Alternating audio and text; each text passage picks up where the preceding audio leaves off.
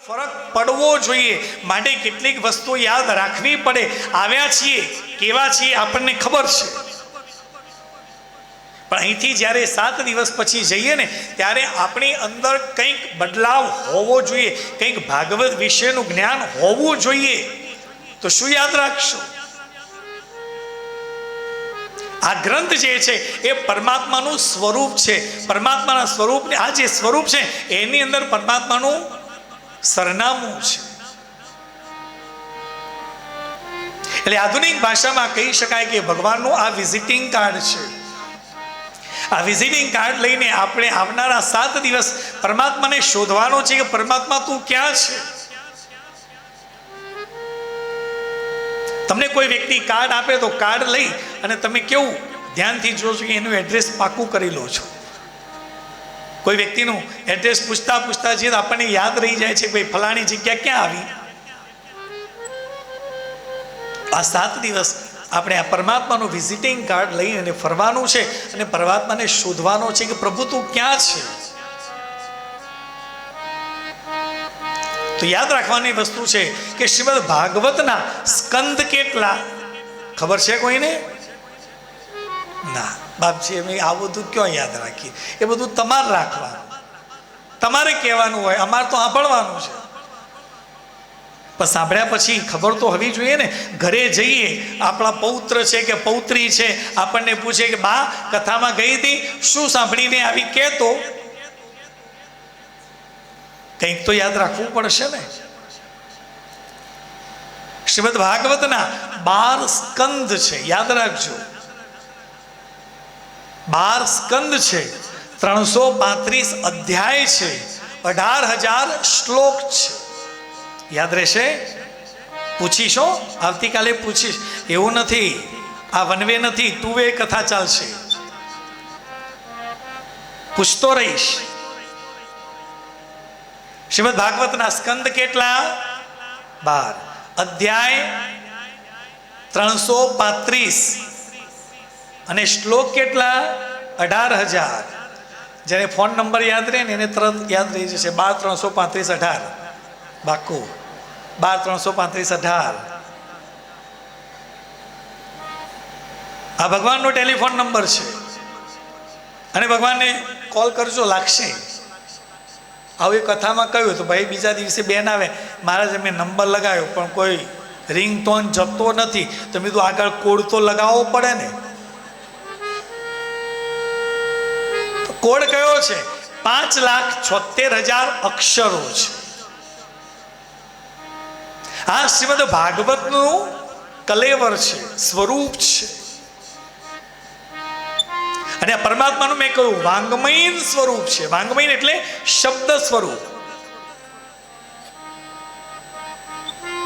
2 સ્વરૂપ છે, એક શબ્દ સ્વરૂપ અને એક છે સેવ્ય સ્વરૂપ, સેવા માટેનું સ્વરૂપ. એ પરમાત્માની મૂર્તિનું જે સ્વરૂપ છે એ સેવ્ય સ્વરૂપ છે. એની સેવા આપણે કરીએ છીએ, પણ એની અંદર આપણું મન, આપણું ચિત્ત લાગે ક્યારે? જ્યાં સુધી શબ્દ સ્વરૂપને જાણીએ નહીં ત્યાં સુધી એની અંદર મન સ્થિર થાય નહીં. તો આ 7 દિવસ શબ્દ સ્વરૂપને આપણે ઓળખવાનું છે અને પછી જે પરમાત્માનું સ્વરૂપ આપણા ઘરે છે એની સેવા કરીએ ને પછી એની અંદર મન સ્થિર થાય. બોલો રાધે રાધે. પણ આપણે સેવા કરીએ છીએ એ સ્વરૂપને આપણે ખરેખર તમે માનો છો કે એ સ્વરૂપ ભગવાન છે? ના, આપણે હજુ એને મેટલની જ મૂર્તિ સમજીએ છીએ. જ્યાં સુધી એ સ્વરૂપની અંદર તમને મેટલ દેખાશે ને ત્યાં સુધી એ તમને દર્શન આપશે નહીં. વૈષ્ણવ સંપ્રદાયની અંદર લાલાને જે અલગ અલગ સમયે જે ભોગ ધરાવવામાં આવે છે, એને સુવાડવામાં આવે છે, એ બાળકની સાથે જેવું કરીએ એવું જ પરમાત્મા સાથે કરો ને તો પરમાત્માના દર્શન થાય. અને કદાચ કોઈક દિવસ પરમાત્મા તમારી સાથે વાત પણ કરે, પણ એ ભાવથી જો દરરોજ આપણે પૂજા અર્ચન કરીએ તો. પણ આપણે તો પૂજા કરતી વખતે આપણું મન બધે ભટકતું હોય, ઈષ્ટ ભગવાનમાં તો હોય જ નહીં. ઘણી વખત કોઈના કથામાં હોઈએ અને પધરામણી કરવાની થાય કે મહારાજ અમારા ઘરે આવો અને આવો, તો ત્યાંથી નીકળી એકદમ યાદ આવે કે ચલો જતા આવીએ.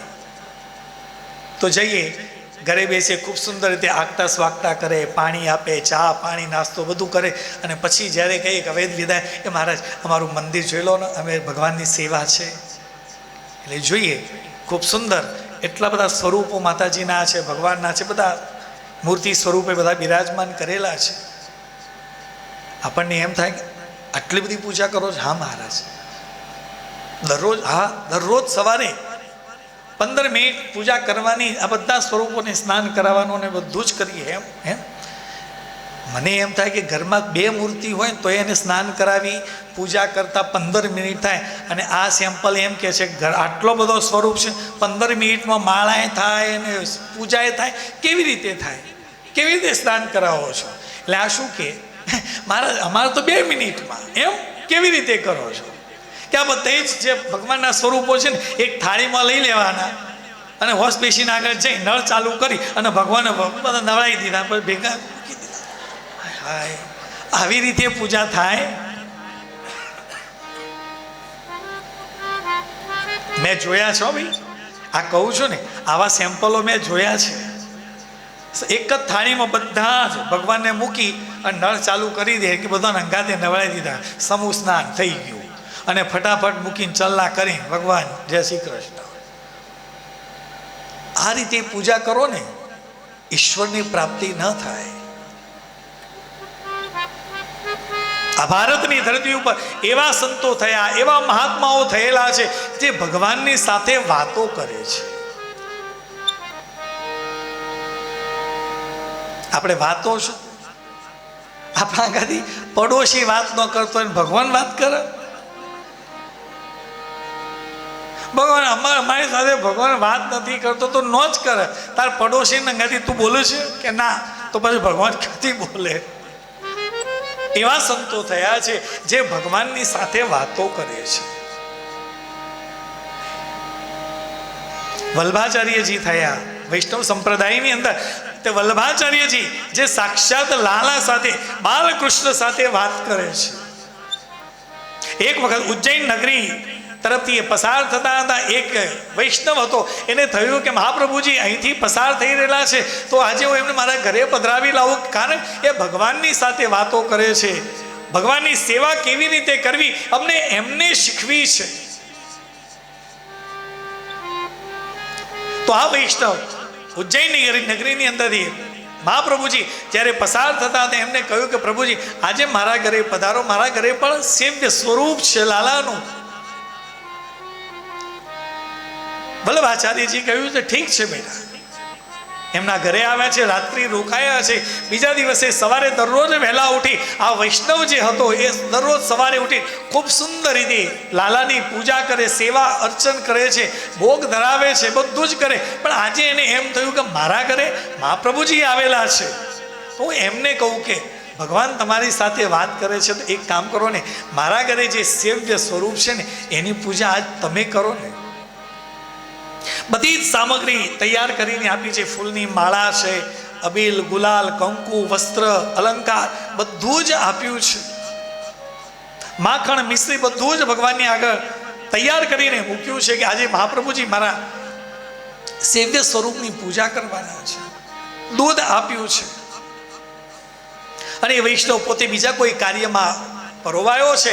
આ બાજુ વલ્લભાચાર્યજીએ આ લાલાની સેવા કરી છે, એને જળાભિષેક કર્યો છે. અભિષેક કર્યા બાદ રુચિને ખૂબ સુંદર વસ્ત્રો પહેરાવ્યા, અલંકાર પહેરાવ્યા અને સ્વરૂપને પધરાવ્યું છે. એની આગળ પ્રસાદીમાં માખણ, મિશ્રી, દૂધ બધું જ ધરાવ્યું છે. આ જે ધરાવ્યું છે ને એ વખતે બાલ સ્વરૂપમાં રહેલું જે સેવ્ય સ્વરૂપ હતું એમાંથી પરમાત્માએ કહ્યું કે તમે આવ્યા છો તો એક કામ કરો. કે શું? અમારો વૈષ્ણવ જે તમારો છે ને એ મારી ખૂબ સેવા કરે છે, મને બધી જ પ્રકારના ભોગ ધરાવે છે, સિઝન પ્રમાણના ફ્રૂટ મને ધરાવે છે, દરરોજ દૂધ, માખણ, મિશ્રી મને ધરાવે છે. પણ એ જે દૂધ ધરાવે છે ને એ દૂધ ગરમ ગરમ ધરાવે છે. એ જે ગરમ દૂધ ધરાવે છે ને એના લીધે એને હું જ્યારે પ્રસાદ તરીકે લઉં છું ને એનાથી મારા હોઠ બળે છે.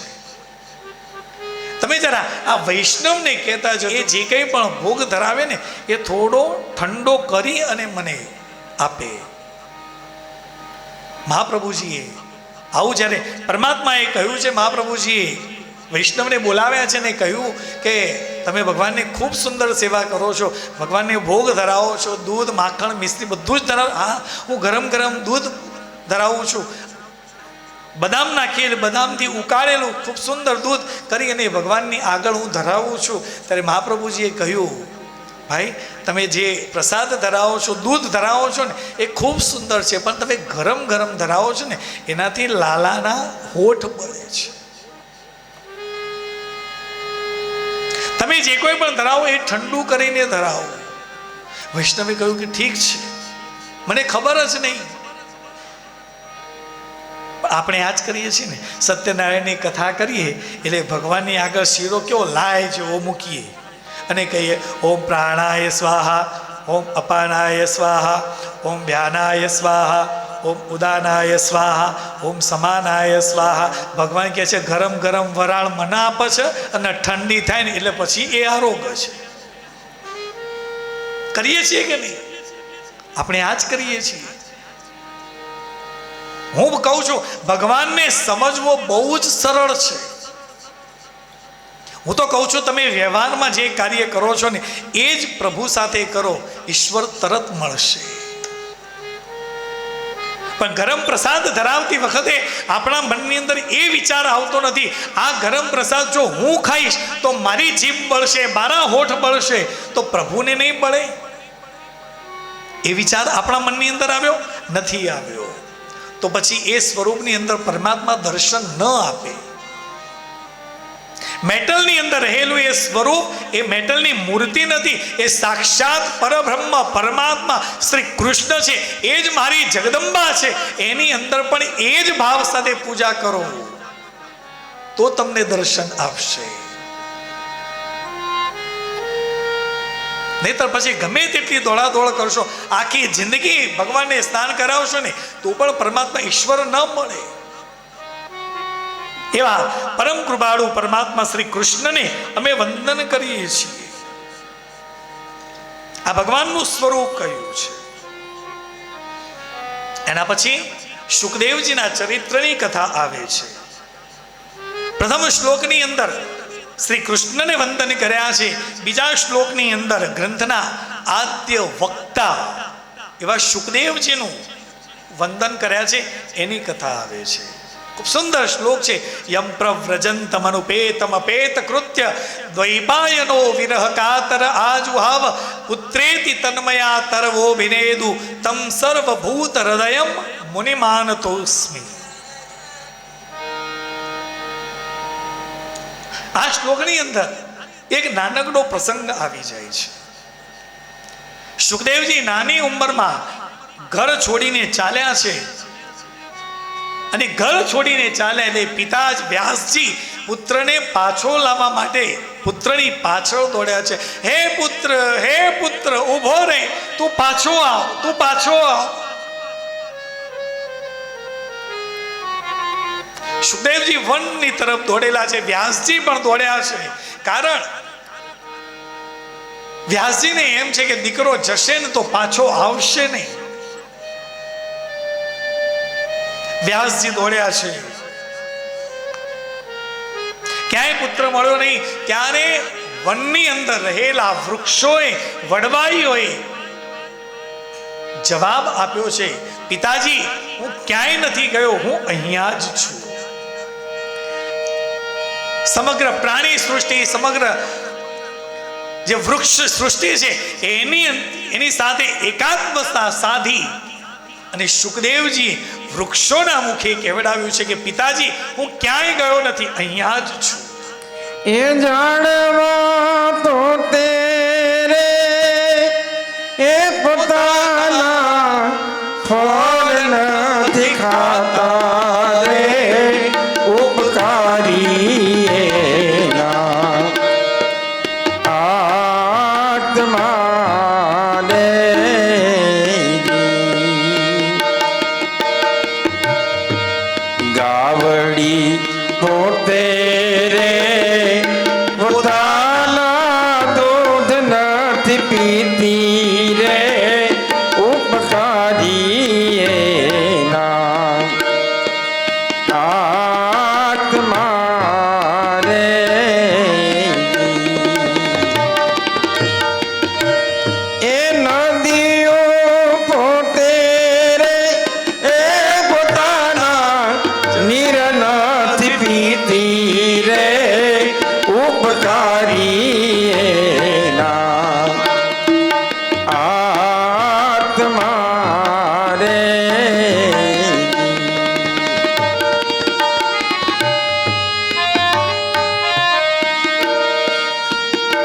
નાગના રૂપાણા જેના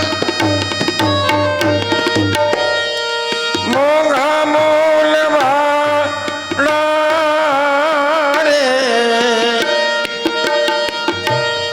એ દરિયો પેરે નહીં એ મોતીડા કેરી જોને માળા રે ઉપકારી એના આત્મા રે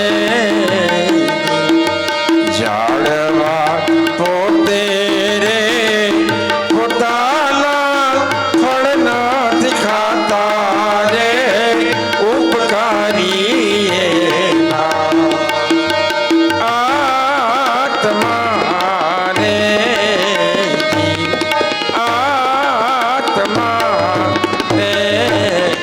તો વૃક્ષોએ સૂચવ્યું છે, વ્યાસજી તમે આટલા બધા વિહવળ કેમ થાઓ છો? જરા તમે અમારી સામે તો જુઓ. વૃક્ષ કહી રહેલા છે, પ્રકૃતિ જે છે એ વ્યાસજીને જ્ઞાન આપી રહી છે. આટલું કહું છું ને, ઈશ્વરને પ્રાપ્ત કરવો હોય તો બીજે ક્યાંય જવાની જરૂર નથી સાહેબ. પ્રકૃતિમાં જશો ને એટલે ઈશ્વરના દર્શન થશે. બોલો રાધે રાધે. ચાર ધામની જાત્રાએ જઈએ ને, જો તમે વિમાનની અંદર જ બેસીને કે હેલિકોપ્ટરની અંદર જ બેસીને કેદારનાથના દર્શન કરશો ને, દર્શન થઈ ગયા. ચાર ધામની જાત્રા થઈ, પણ જ્યાં સુધી પગ સારા છે આ ચારે ધામ ચાલી ચાલીને ફરીશું ને, એટલો સમય પ્રકૃતિમાં રહીશું ને, ત્યારે એમ થશે પ્રભુ તું ક્યાં ક્યાં બેઠેલો છે. પહાડોની અંદર છે, નદીઓ જે ખળ ખળ ખળ ખળ ગંગાજી વહી રહેલા છે, એની અંદર જે કળકળ કળકળાટ અવાજ આવી રહ્યો છે, એની અંદર ઈશ્વરના દર્શન થઈ રહેલા છે. કોઈ વૃક્ષ ઉપર ફળ લાગેલું છે એ જોઈ આપણને એમ થાય કે આટલું સુંદર વૃક્ષ કોને ઉગાડ્યું હશે? અહીંયા વૃક્ષોએ જવાબ આપ્યો છે, વ્યાસજી તમે અમારી સામે તો જુઓ. અમારા પણ સંતાનોને, આ મનુષ્ય લોકો અમારી પાસે આવીને અમારા સંતાનોને લઈ જાય છે. વૃક્ષનું સંતાન શું? એનું ફળ. અમારા ફળને લઈ જાય છે, અમારા ઉપર લટકેલા હોય પથ્થર મારે છે, નીચે પાડી એમને લઈ જાય ને. અમને દુઃખ થાય છે કે અમારા સંતાનોને અમારાથી દૂર કર્યા. દૂર તો કર્યા, પણ એ ઘરે લઈ જશે, એને કાપશે અને એને ખાશે.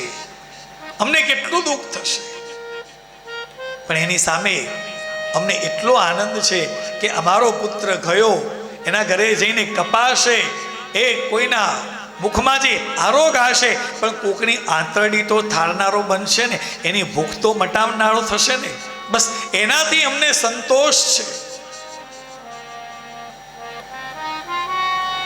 કળિયુગની અંદર હજારો લાખો લોકોના જીવનને પરિવર્તન કરનારો છે, તમે એનાથી શોક કરો છો? કળિયુગની અંદર લાખો લોકોને તમારા ઈશ્વરની તરફ વાળનારો તમારો પુત્ર થશે, તમે એનો શોક ન કરો. આ વૃક્ષોએ વ્યાસજીને જ્ઞાન આપ્યું છે. વિચાર કરો. માટે હું કહું છું, આપણે કોન્ક્રીટ જંગલોમાં રહીએ છીએ ને, એમાંથી નીકળીએ ને, ક્યારેક તમે તો ગામડામાં રહેતા હશો, ગામડામાં ખેતરે જતા હશો ને, તો સવારનો સમય જે 5 વાગ્યાનો સમય જે ખેતરમાં જતા હો, પક્ષીનો કેવો કિલકિલાટ સંભળાય છે, એ જોઈને કેટલી પ્રસન્નતા આવે છે. આજે માણસ દુઃખી છે, એની પાછળનું કારણ છે એ પ્રકૃતિથી દૂર થતો જાય છે. બોલો રાધે રાધે. જમીનથી દૂર થતો ગયો છે. આપણને શરીરના રોગો કેમ આવ્યા? જેમ જેમ સંપત્તિ આવીને એમ આપણે થોડા ભણેલા ગણેલા થયા. જમીનની સાથેનું આપણું અટેચમેન્ટ છૂટી ગયું. જે ખેતરમાં જાય છે ને, હજુ પણ ખુલ્લા પગે જવા વાળા હશે, ઘરની અંદર ખુલ્લા પગે ચાલવા વાળા હશે, એ ધરતી સાથે જોડાયેલા છે. શહેરમાં આવ્યા, બંગલામાં રહેવા માંડ્યા, એટલે ઘરમાં હવે સ્લીપર પહેરીને ફરવાનું. આ સ્લીપર પહેર્યું એટલે જમીન સાથેનો સીધો સંપર્ક તમારો તૂટ્યો એટલે શરીરના રોગો આવ્યા. આ ઢીંચણના દુખાવા, આ કમરના દુખાવા, આ આવવા પાછળનું કારણ શું છે? આ એ છે તમે જમીન સાથેનો જે સીધો સંપર્ક હતો ને એ તોડ્યો. માણસ ભૂલી ગયો કે ચંપલની જગ્યા ક્યાં છે અને આપણે ક્યાં લઈને જઈ રહેલા છીએ. સીધો સંપર્ક તૂટ્યો એટલે તકલીફો શરૂ થઈ ગઈ. પ્રકૃતિની અંદર જાઓ. જેટલો વ્યક્તિ પ્રકૃતિ સાથે જોડાયેલો રહેશે ને એટલા એના દુઃખો ઓછા થશે. અને કોરોનાની અંદર તો બધાને ખબર પડી જ ગઈ. જે શહેરમાં રહેતા હતા ને એ ગોમ તરફ દોડ્યા હતા કે ઘરમાં ગોમ, ગામડે ઘર હતું તો બચ્યા.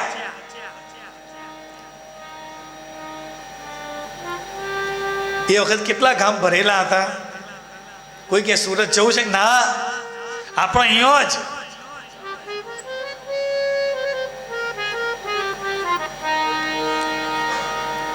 ફાર્મ હાઉસ હતા તો લોકો ફાર્મ ઉપર જઈને રહેતા હતા. તો પહેલાથી જ અહીં રહેવું હતો નથી રહેવું. એના દુઃખ છે સાહેબ. આ ભાગવત આપણને શીખવે છે પ્રકૃતિમાં રહેશો પરમાત્માના દર્શન થશે. ખૂબ સુંદર એક ગુલાબનું ફૂલ ખીલેલું હોય, એ ગુલાબના ફૂલને જોઈ તમે એની પાસે જાઓ તો તમને કેવી સુંદર સુગંધ આપે છે. વિચાર કરો કે આટલી સુગંધ બીજા કોઈ માની આની અંદર જ કેમ? તમે કોઈ ગુલાબનું ફૂલ લો, એને સૂંઘો કે ફૂલ લીધું એનું પહેલા વજન કરો અને એ વજન કર્યા બાદ એ ફૂલને તમે તમારા હાથમાં લો અને એને 4-5 વખત સૂંઘો. તમને સુગંધ મળી? સુગંધ મળી ને? ફરીથી એનું વજન કરો. વજન એટલું ને એટલું રહે છે. તો આ કરનારો છે કોણ? આ ઈશ્વર છે સાહેબ. આ પરમાત્મા છે. જો ધારીએ તો એના અંદર દર્શન થાય, બાકી ન થાય.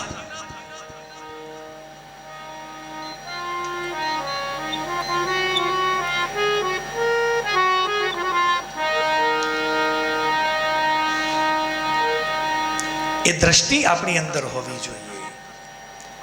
સુખદેવજીને આ જન્મની કથા કરતા કહ્યું છે કે પુષ્કળ સાહિત્યનું સર્જન કર્યા બાદ વ્યાસજીને ચિંતા થઈ કે મારા પછી આ જે સાહિત્યનું મેં સર્જન કર્યું છે એને સમાજ સુધી કોણ લઈ જશે?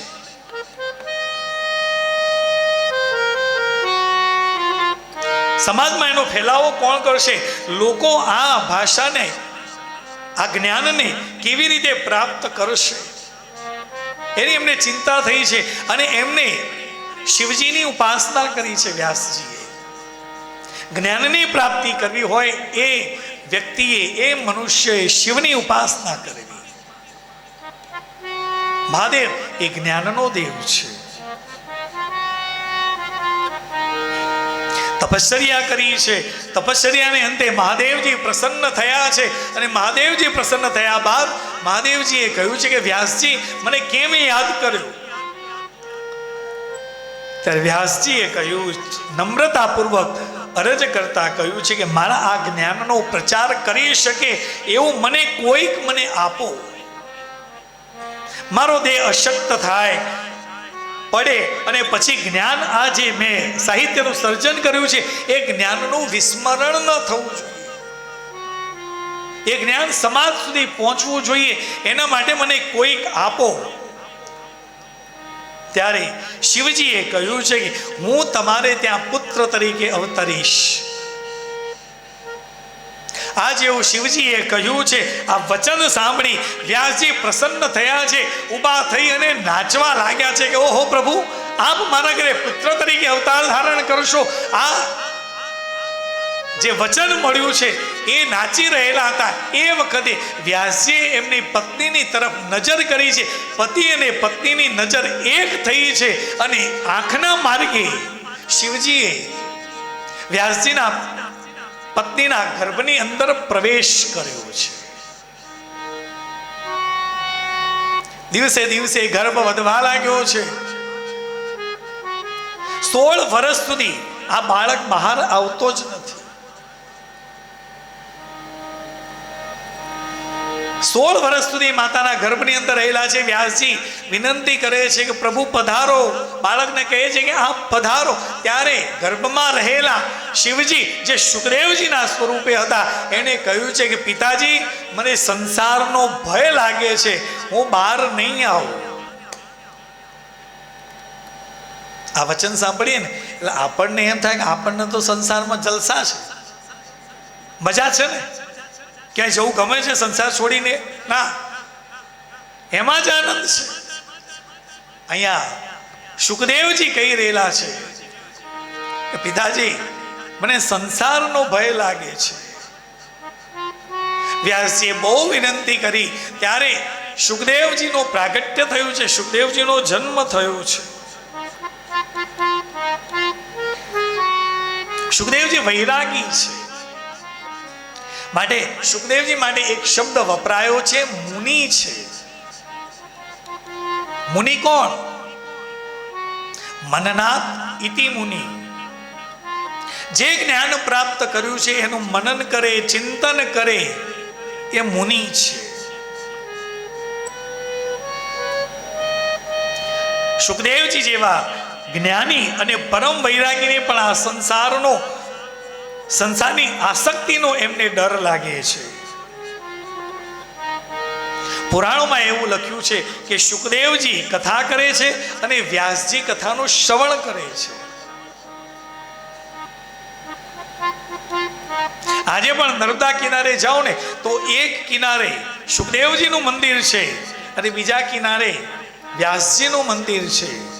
અને જ્યાં સુધી આ કથા ક્યાં સુધી ચાલશે? શાસ્ત્રકારો કહે છે કે જ્યાં સુધી આ નર્મદાનો પ્રવાહ વહેતો રહેશે ને ત્યાં સુધી શુકદેવજી કથા કરતા રહેશે અને વ્યાસજી કથાનું શ્રવણ કરતા રહેશે. બોલો રાધે રાધે. અવિરતપણે આ કથાનો પ્રવાહ ચાલુ જ છે.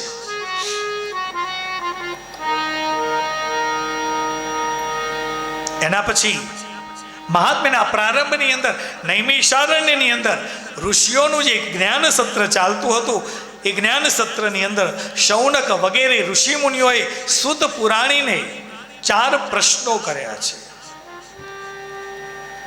પહેલો પ્રશ્ન છે ભક્તિ જ્ઞાન વિરાગાપ્તો વિવેકો વર્ધતે મહાન. ભક્તિ જ્ઞાન અને વૈરાગ્યના સુમેળથી સિદ્ધ થતો વિવેક માણસને કેવી રીતે પ્રાપ્ત થાય એ આપ અમને કહો. બીજો પ્રશ્ન કર્યો છે માયા મોહ નિરાશશ્ચ વૈષ્ણવે ક્રિયતે કથમ. પરિવારમાં રહી માયા અને મોહનું નિરસન કેવી રીતે થઈ શકે? ત્રીજો પ્રશ્ન કર્યો છે ઇહ ઘોરે કલો પ્રાયો જીવતાંશ્ચ સુરતાંગતાઃ ક્લેશા કાંતસ્ય તસ્યેવ શોધને કેમ પરાયણ. આ કળિયુગની અંદર મનુષ્ય આસુરી વૃત્તિનો થયો છે. આ આસુરી વૃત્તિ શુદ્ધ કેવી રીતે થઈ શકે? અને ચોથો પ્રશ્ન કર્યો છે શ્રેયસામ યદ ભવેત શ્રેય પાવનાનાંચ પાવન કૃષ્ણ પ્રાપ્તિ કરમ શશ્વત સાધનમ તદ્વદાધુનઃ. કલ્યાણ કરનારા સાધનોમાં શ્રેષ્ઠ કલ્યાણકારી સાધન, પાવન કરનારા સાધનોમાં શ્રેષ્ઠ પાવનકારી સાધન અને શ્રી કૃષ્ણની પ્રાપ્તિ માટેનું શાશ્વત સાધન જે હોય ને એ આપ અમને હમણાં જ કહો. તદ્વદાધુનઃ. સમાજમાં મોટા ભાગના લોકોને જ્ઞાનથી વંચિત રહી જાય છે એની પાછળનું કારણ છે કે અધુના વૃત્તિ નથી.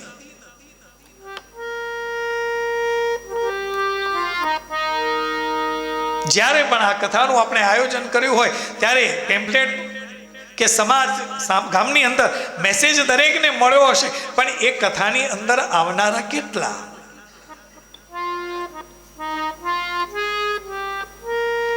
સાત દિવસનું ખૂબ સુંદર આયોજન છે. ભાઈ આપ કથાની અંદર આવજો. ઠીક છે, આપણે અહીંયા કર્યું છે, પણ ગામડાની અંદર જો કથા કરીએ તો આપણે બધાને કહીએ કે ભાઈ કથાનું આયોજન છે, તમે પહેલા દિવસથી ને 7 દિવસ સુધીનું તમને આમંત્રણ છે, આવજો. તો પેલો ભાઈ શું કે પહેલી વખત જેવા આપવા એમ અમે ચોક્કસથી આવીશું, પણ કૃષ્ણ જન્મ ક્યારે છે? એટલે આપણે કહીએ કે 4થા દિવસે. ઓકે, અમે એમાં ચોક્કસથી આવીશું. એટલે પહેલા 3 દિવસ તો એને રજા લઈ જ લીધી. જે બધી કુદાકુદ કરવાની છે ને એમાં આવી જશે. એને એ વ્યક્તિ હંમેશા જ્ઞાનથી વંચિત રહી જાય છે. જ્ઞાનની ખબર પડી કે આ કથા છે, જે જિજ્ઞાસુ છે, જેને પરમાત્માને પ્રાપ્ત કરવો છે ને દોડતો જશે. ભાઈ મારું નામ પહેલા લખો ને, બેન તમે પેમ્ફલેટ, અરે મારે નથી વાંચવું, પેલું નામ મારું લખો. જ્ઞાનની પ્રાપ્તિ એને જ થાય છે જેને અધુના વૃત્તિ છે. મને હાલ કહો ક્યારે છે? ફલાણી તારીખે. કાંઈ વાંધો નહીં, ચૈત્ર મહિનો છે, કાંઈ વાંધો નહીં, ખેતરનું કામ બીજા સંભાળી લેશે, મારે સાંભળવી છે. અરે ઘઉં વાઢવાનો સમય છે, અરે ભલે રહ્યો, એ તો કરશી જેને કરવું હશે, મારે કથા સાંભળવી છે. તમે આટલા બધી સમાજની, તમારા એના કુટુંબની જવાબદારીનું ભાન કરાવ્યું, તમે એને અટકાવવા માટે પ્રયત્ન કર્યો, તેમ છતાં અટક્યો નહીં. બસ એને જ્ઞાનની પ્રાપ્તિ થાય. બોલો રાધે રાધે. ચૈત્ર મહિનામાં રાખી ખેતરનું કામ હોય, છોકરાની પરીક્ષા હોય, અમારાથી નહીં આવે, બેસી રહે, એને જ્ઞાન મળે નહીં. તમે હશો તો જ છોકરા ભણશે, તમે હશો તો જ વાઢવાનું કામ થશે. હવે તમે જો વાઢો છો, ભાગ્યા પાસે માણસો રાખીએ છીએ, એ તો બીજો કોઈ કરી શકે છે. પ્રાયોરિટી કઈ છે જીવનની અંદર? તમે પ્રાયોરિટી કોને આપો છો ને, એ અહીંયાથી ખબર પડે છે. મારી પ્રાયોરિટીમાં સૌથી પહેલો ઈશ્વર છે. મારે ઈશ્વરના ગુણગાન સાંભળવા છે. હું એના માટે આવું છું, મારે કથા સાંભળવી છે. આ અધુના વૃત્તિ હોય ને એને જ જ્ઞાન મળે, બાકી ન મળે સાહેબ. પહેલો પ્રશ્ન હતો, ભક્તિ જ્ઞાન વિરાગ આપતો વિવેકો વર્ધતે મહાન. ભક્તિ જ્ઞાન અને વૈરાગ્યના સુમેળથી સિદ્ધ થતો વિવેક મનુષ્યને કેવી રીતે પ્રાપ્ત થાય? જેમ જેમ તમે ભક્તિ કરતા જાઓ ને એમ માણસની અંદર વિવેક આવવો જોઈએ. આજે એજ્યુકેશન વધ્યું પણ વિવેક ઘટતો જાય છે. કોની સામે ક્યારે શું બોલવું ને એનું આપણને ભાન જ નથી. કોની આગળ ઉભા રહીને આપણે શું ખાવું ને એનું પણ આપણને ભાન નથી. આજે વિવેક ચૂકાતો જાય છે. બધું જ છે, વિવેક રહ્યો નથી. ઘરની અંદર વડીલ આવે તો વડીલને કેટલું માન આપવું, એને કેવી રીતે બોલાવો, કેમ કરવું, એ કશું જ નથી કરે. આ વિવેક ચાલ્યો ગયો છે. અને સત્સંગથી આપણે વિવેકને કેળવવાનો છે. માટે કહ્યું છે કે જીવનની અંદર સત્સંગ હોવો જોઈએ, એનું શ્રવણ હોવું જોઈએ. એ શ્રવણ કરશો ને તો વિવેક દ્રષ્ટિ જાગૃત થશે.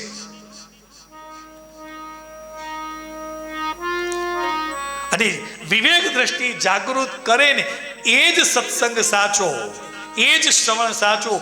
માટે ભારતીય સંસ્કૃતિમાં શબ્દ છે બહુશ્રુત. જેણે બહુ સાંભળ્યું છે ને એ વિદ્વાન છે.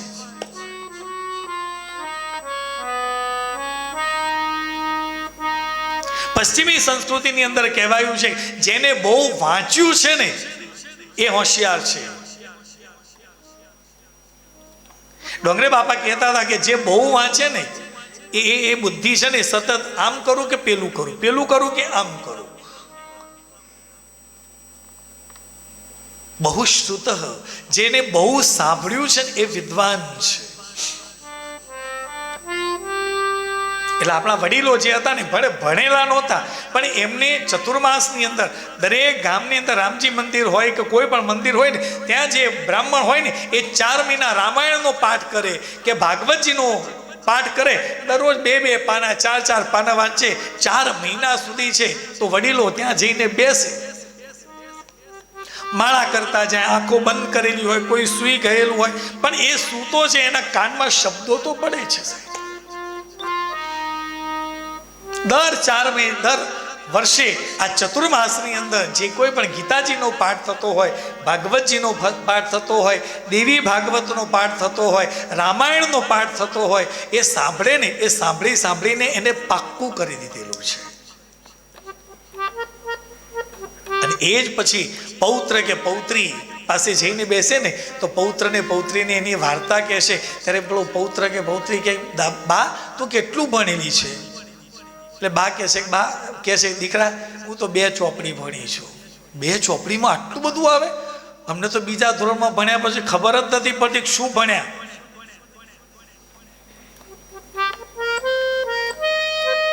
ભલે સ્કૂલની અંદર 2 ચોપડી ભણેલું છે, પણ એને બહુ સાંભળ્યું છે. એટલા માટે જ કહ્યું ને કે વડીલો છે ને ગયડો ગાડો વાળ, આ કહેવત છે ને, આ શેના લીધે? બધા જ અભ્યાસુ નહોતા, ભણતર નહોતું, પણ ગણતર શ્રેષ્ઠ હતું. એમને જેટલી મહેનત કરી અને તમને ભણાવ્યા, તમે વિચાર કરો કે ગોરાદ ગામ છે કે ગોરાદ ગામની અંદર આટલા બધા એન્જિનિયરો છે, વિસલવાસણા આટલું સમૃદ્ધ છે, એની પાછળનું કારણ શું છે? કે તમારા જે વડીલો હતા ને એટલા બુદ્ધિશાળી હતા. ભલે અમે અભ્યાસ ન કર્યો, પણ એમના માટે સારામાં સારી સ્કૂલો એમને પોતાના ગામમાં ઊભી કરી છે. માટે આજે આ પરિસ્થિતિ છે કે તમે જ્યાં જવું હોય ને ત્યારે પરિવાર સાથે, સમાજને સાથે લઈને જઈ શકો છો. ત્યાં સંપત્તિ દેખાય જ, કારણ કે અભ્યાસને એમને મહત્વ આપ્યું છે. પોતાની પાસે જે સંપત્તિ હતી એ સંપત્તિને મંદિરોમાં નહીં, પણ તે શિક્ષણનું જે મંદિર હતું, અભ્યાસનું જે મંદિર હતું, એ સ્કૂલ સરસ બનાવી, એમાં શિક્ષકો સરસ રાખ્યા અને સરસ શિક્ષણ આપ્યું ને એના પ્રતાપે આજે આપણે બધા સુખી છીએ. બોલો રાધે રાધે. તે દૂરદ્રષ્ટિ કોની? આપણી કે આપણા વડીલોની? આ વિવેક છે સાહેબ. સત્સંગથી બીજું કંઈ આવે કે ના આવે, વિવેક ચોક્કસ આવે છે. અને એટલા માટે જ કહ્યું છે ભક્તિ પોષક, જ્ઞાનદાયક તેમજ કર્મ પ્રેરક શ્રવણના ફાયદા તરફ આપણું ધ્યાન દોરતા શાસ્ત્રકારોએ કહ્યું છે કે શ્રુત્વા ધર્મ વિજાનાતિ, શ્રુત્વા ત્યજતી દુર્મતિ, શ્રુત્વા જ્ઞાનમ વાપનોતિ, શ્રુત્વા મોક્ષંચ વિંદતિ. શાસ્ત્રોનું શ્રવણ કરીએ એનાથી ધર્મની સમજણ પડે છે. ધર્મ શું છે એ આપણને ખબર પડે છે. શ્રુત્વા ધર્મ વિજાનાતિ, શ્રુત્વા ત્યજતી દુર્મતિ. સાંભળવાથી આપણી દુર્મતિ, જે મતિ જે છે ખરાબ છે, એ દુર્મતિ ત્યજાય છે. અવળી મતિ જે છે એને ત્યજી શકાય છે. શેનાથી? સત્સંગ સાંભળવાથી. પણ સાથે સાંભળવાને આટલું મહત્વ આપ્યું, સાથે એ વ્યક્તિને એટલો પણ વિવેક હોવો જોઈએ કે મારે શું સાંભળવું છે. નિંદા સાંભળવી છે તો દુર્મતિ તરફ જઈશ, સત્સંગ સાંભળવો છે પરમાત્મા તરફ જઈશ. નક્કી આપણે આટલો વિવેક તો આપણી પાસે હોવો જોઈએ કે નહીં? શ્રુત્વા ધર્મ વિજાનાતિ, શ્રુત્વા ત્યજતી દુર્મતિ, શ્રુત્વા જ્ઞાનમ વાપનોતિ. સાંભળવાથી જ જ્ઞાનની પ્રાપ્તિ થાય છે. એવું નથી કે તમે સ્કૂલની અંદર જાઓ તો જ તમને જ્ઞાન. સ્કૂલની અંદર જઈએ છીએ ને એ તો આપણને ઇન્ફોર્મેશન મળે છે. ઇટ્સ નોટ અ નોલેજ, એ તો માહિતી છે. કોઈ ડૉક્ટરીનો અભ્યાસ કરે તો એને MBBS થયો, એને ખબર છે કે તાવ આવે તો મારે આ દવા આપવી, ડાયરિયા થાય તો આ ગોળી આપવી. એનાથી વધારે જ્ઞાન એને નથી. એને કહેવામાં આવે કે મેં આ વ્યક્તિનું ઓપરેશન કરવાનું છે તો એ હાથ ઊંચા કરે, એ મારું કામ નહીં, તો એ ભણતર શું કામનું? અત્યારનો MBBS થયેલો ડૉક્ટર, આજથી 50 વર્ષ પહેલાં થયેલો ડૉક્ટર, આ બંને MBBS ડૉક્ટરો છે, પણ આ બંનેમાંથી શ્રેષ્ઠ કોણ? 50 વર્ષ પહેલા જે થયેલો ડૉક્ટર છે ને એને બધું જ નોલેજ છે. ઓપરેશનની જરૂર છે કે નથી? તમને તાવ આવ્યો છે તો શેના લીધે તાવ આવ્યો છે એ પણ તમારી નાડી પકડે એટલે તરત કહી દેશે કે ભાઈ તમે આ વસ્તુ ખાધી હતી, હા બસ એના લીધે જ થયું છે, આ ગોળી લઈ લેજો.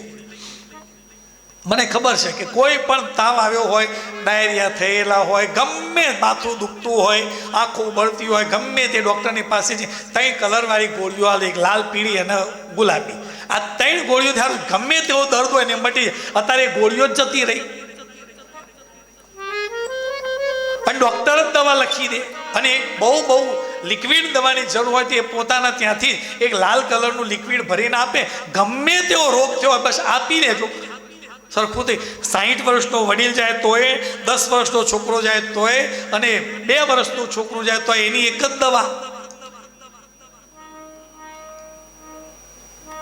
તો ડૉક્ટર સાચો કયો? અત્યારના તો કહીએ કે તરત કહે છે જો પેલા રિપોર્ટ કરે. એટલે રિપોર્ટની જરૂર તારે ક્યાં છે? અમુક પ્રકારના સિમ્ટમ્સ એ વ્યક્તિની અંદર દેખાય એ તરત ખબર પડી જોઈએ કે ભાઈ તને આ રોગ છે.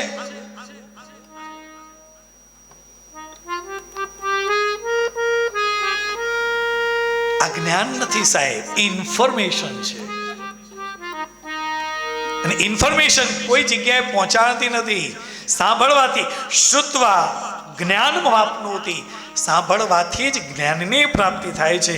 અને શ્રુત્વા મોક્ષં ચ વિંદતિ, સાંભળવાથી જ મોક્ષની પ્રાપ્તિ થાય છે. સાહેબ પરીક્ષિતે એક જ વખત કથાનું શ્રવણ કર્યું, એને મુક્તિ. જો જે વાત પરીક્ષિત માટે શક્ય છે એ આપણા સૌના માટે શક્ય છે. પણ અહીંયા એ પ્રશ્ન આવીને ઉભો રહે તો સાંભળવાનું કેવી રીતે છે? વિવેકથી સાંભળવાનું છે. અહીંથી જે કંઈ પણ કહેવાયું છે ને ધ્યાનથી સાંભળી ધીરે ધીરે જીવનને અંદર આપણે જીવનને પરિવર્તન કરવાનું છે. અને એ પરિવર્તન કરતા કરતા તમને પણ ખબર નહીં પડે અને તમે મુક્તિના દ્વારે જઈને ઊભા રહેશો. બોલો રાધે રાધે.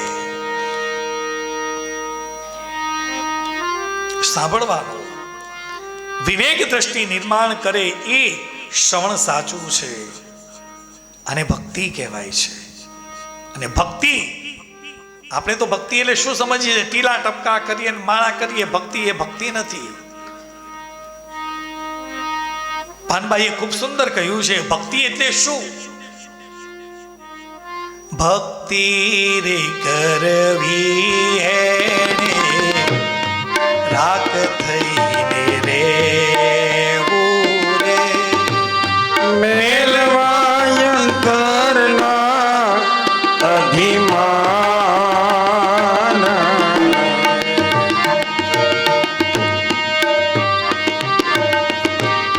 સદગુરુ ચરણોમાં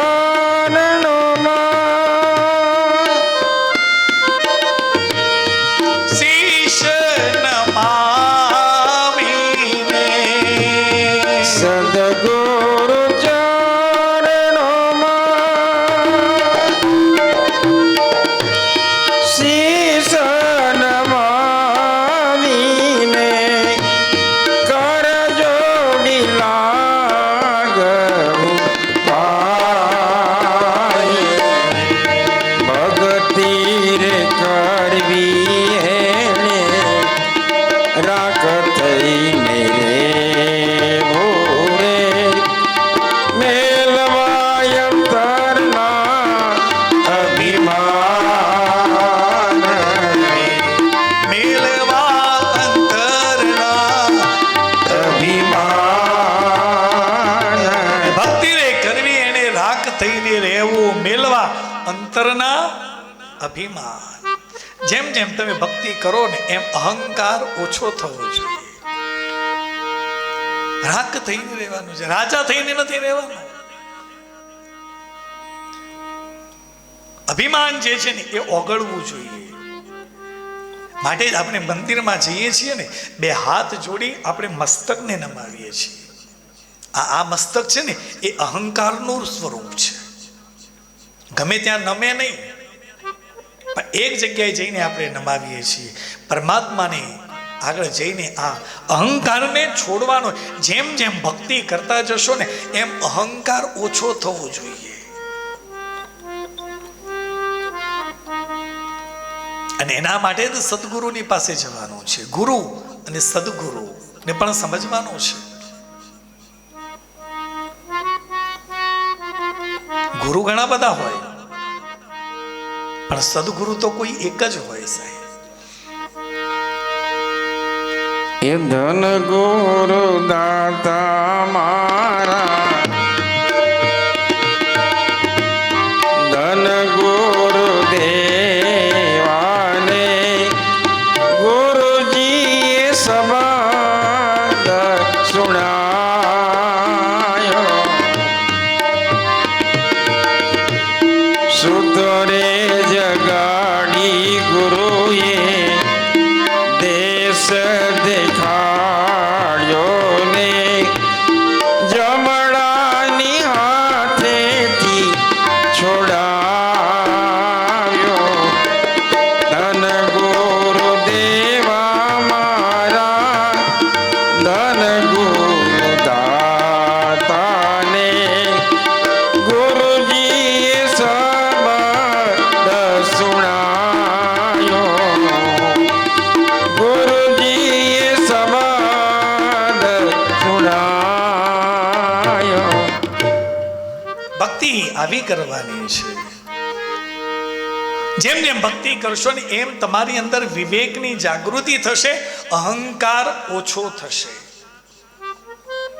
તમે ગમે તેટલી ભક્તિ કરતા હો પણ અહંકાર ઓછો ન થતો હોય તો સમજવાનું આ ભક્તિ નથી, આ નાટક છે. બહુ ખૂબ સુંદર સરળ શબ્દોની અંદર પાનબાઈ આપણને કહેલું છે. જ્ઞાનની કહું છું, પાનબાઈના જે ભજનો છે ને એ ખાલી સમજી લો ને તો પણ બધું જ્ઞાન પ્રાપ્ત થાય છે. અભણ છે સાહેબ.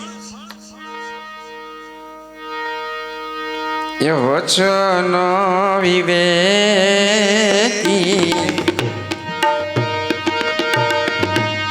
જે નર નારી પાનમાં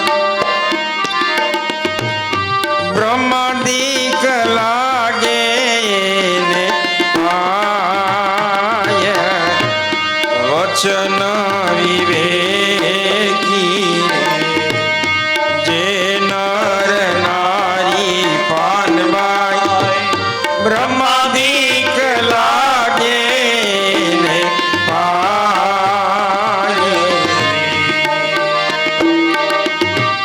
વચનમાં સમજે ને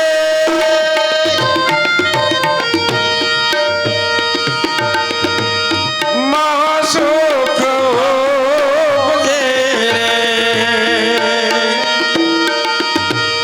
કરવું પડે નહીં બીજું કાંઈ.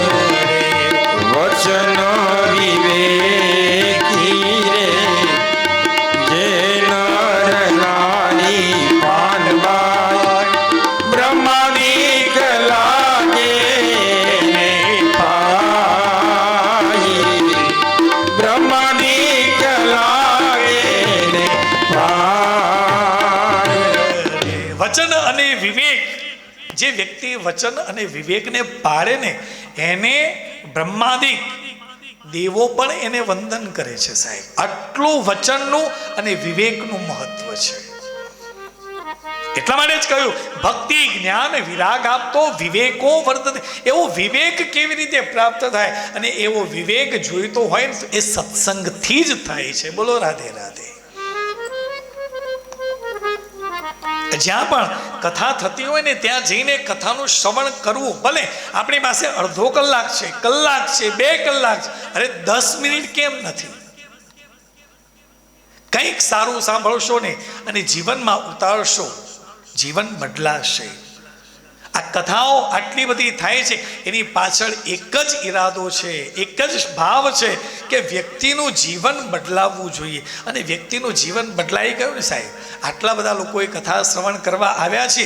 વિસલ વાસણાથી 1500-2000 કિલોમીટરથી આપણે અહીં આવે, કોઈ એક વ્યક્તિએ પોતાના જીવનને બદલવાનું નક્કી કરી દીધું ને, સમજી લો કે આ કથાનું ફળ આ પરિવારને પ્રાપ્ત થયું છે. બોલો રાધે રાધે. વચન અને વિવેકને પાળવાનો છે સાહેબ. બ્રહ્માદિ આદિ દેવો જે છે ને એ તમને વંદન કરવા માટે આવશે. કથા કેવી રીતે સાંભળવી એ પણ સુતજી સમજાવે છે. ભક્ત્યોદ્વર્ધનમ યચ્ચ કૃષ્ણ સંતોષ હેતુકમ તદહમ તે વિધાસ્યામિ સાવધાનતયા શૃણો.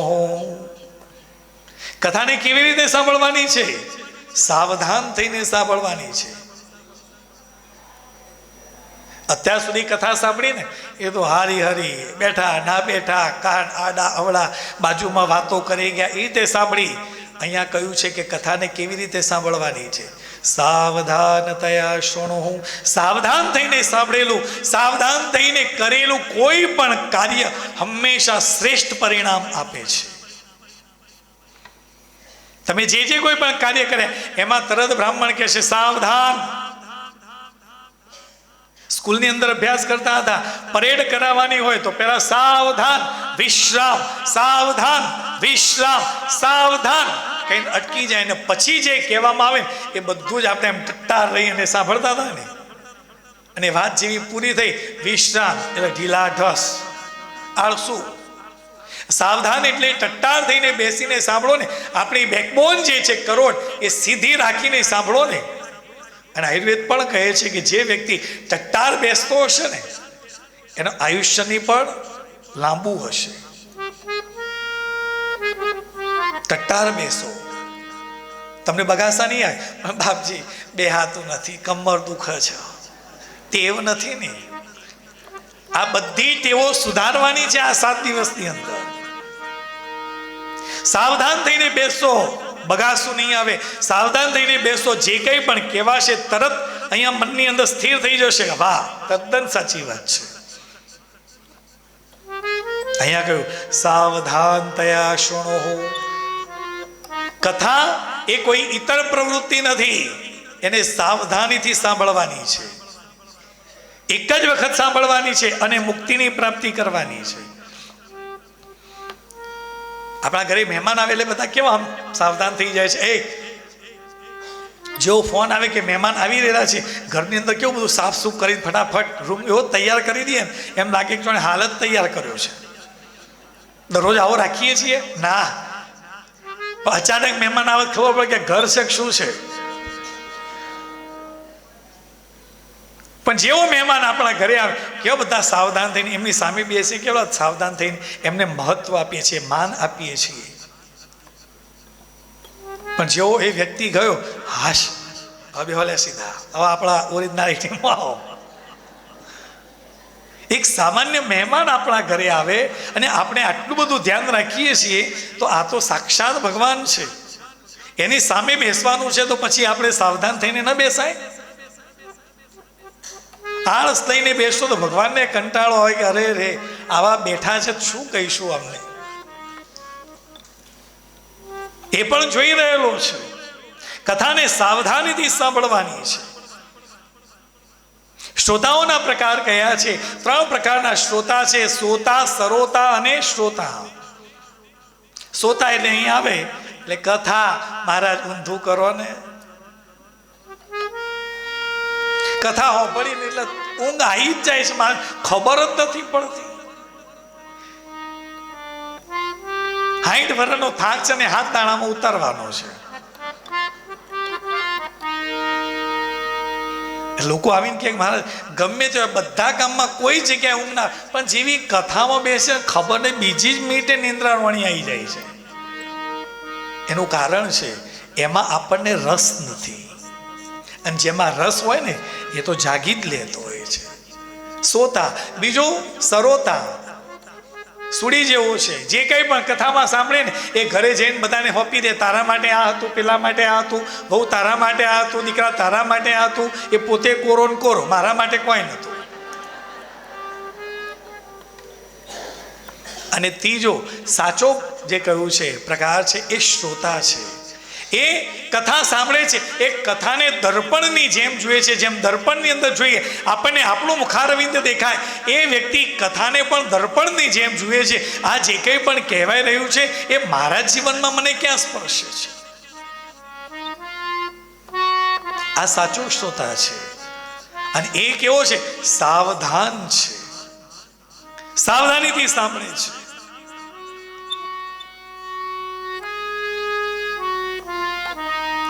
શ્રોતાના આ પ્રકાર કયા. એના પછી બે પ્રસંગો વર્ણવ્યા છે કે એક વખત મહાત્માનું વર્ણન કરતા સુખદેવજી પરીક્ષિત રાજાને કથાનું રસપાન કરાવી રહ્યા હતા. એ વખતે દેવો સ્વર્ગમાંથી અમૃતનો કળશ લઈને આવ્યા છે અને પરીક્ષિતને કહ્યું છે, પરીક્ષિત, તને મૃત્યુનો ભય છે, એટલે અમૃતનું પાન કરી લે.